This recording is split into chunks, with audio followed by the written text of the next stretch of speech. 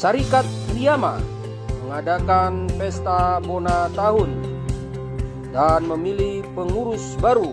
Adapun pengurus yang baru yaitu Ketua Umum, Ketua Esyagian, Ketua 1 Hapapahan, Ketua 2 R Turnip, Bendahara L Muruba, dan Sekretaris J Martin, dan para komisaris M Uri Sinurat untuk Gang Anggur dan R Uri Sinurat untuk Gang Delima dan Gang Kepundung sekitarnya, dan para penasehat Bapak M Tampu Bolon dan Bapak J Panjaitan.